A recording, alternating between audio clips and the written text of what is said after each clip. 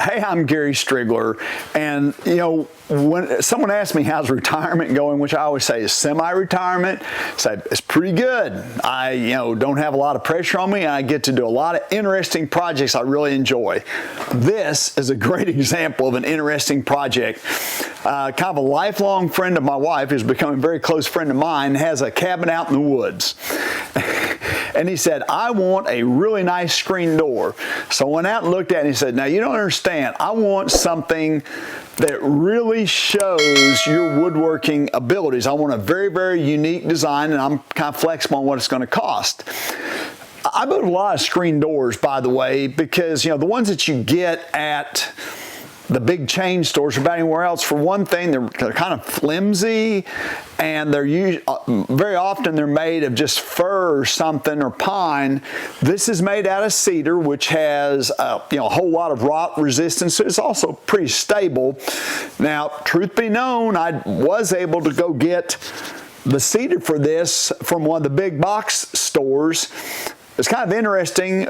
In Fayetteville, where I live, they don't sell cedar 2x4s, but in Springdale, the first town up the road's in a different district, and they do sell cedar 2x4s. Nice advantage of a big box store, you can kind of dig through and get the ones you want. And so I did pick through. I got the very, very nicest ones for the styles of the doors. And now these are only 3 1/4 wide because I needed to take them to the joiner and make sure they were really straight. I also made sure, these pieces don't have a bow like this, or very little. And I did make sure that any bow they had turned the same direction. Kind of covering a lot of territory. This panel section is also made out of 2x cedar, but I planed it down to about this ended up, when I barely kissed it, like 1 7/16 inches. Truth be known, they had some rough cedar when I first went there. When I went back, they had some smooth cedar. But I ended up, by the time I got it all cleaned up, this is about 1 7/16 inches, and these are about 1 3/16 inches, because I wanted an offset joint right here. Now, my design was that I wanted to have 1/4 inch reveals in between here and through there. Down here, one of the most challenging things about building a screen door like this is, and although this is going to be under a porch, if it's going to be right at where someone was going to, it's going to get rain all the time, I would have probably changed my design. But I didn't want to have, a lot of places for water that got down in here to kind of soak in. These joints have a domino holding them in place, but this is just a flat edge. All these other pieces, I used kind of a spline method. I used a slot cutting router bit, white side slot cutting router bit, and we're going to give you that item number to make a groove. So I'm going to switch real quick to the other side of the door. So here's some of the material.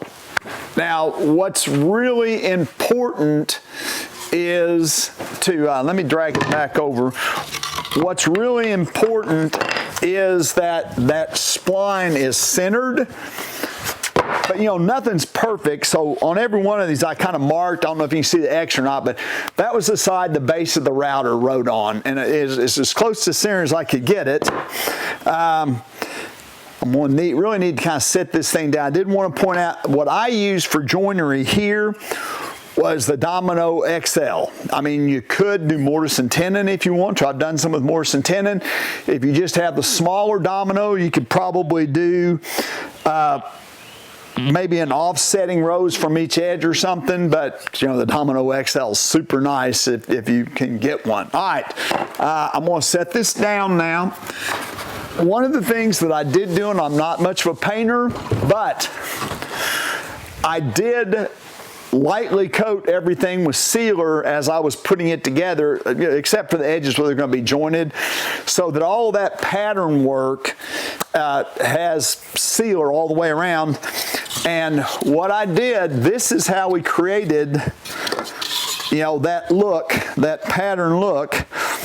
That spline cutter cuts in there a 1/2 inch. It's 1/4 inch by 1/2. So this material is a 1/4 inch thick, And once you get set up, you can dial that right in, or you can run it through a benchtop planer to the exact. And I want to say it's about 1.1/8 wide. So, you know, when I leave a 1/4-inch groove in between it, there's still plenty in each spline to, you know, where it's never going to come out.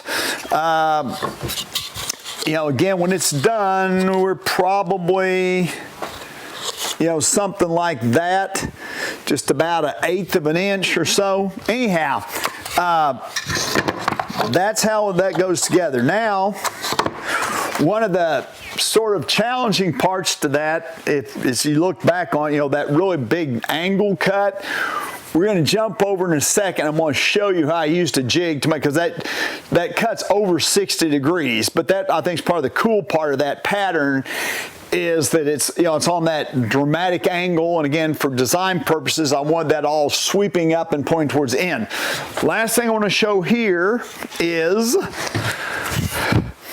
we're going to use kind of an old school method. I'm going to staple the screen in there, and then I've made this screen stop that will actually sit over the frame. Maybe I can pivot around.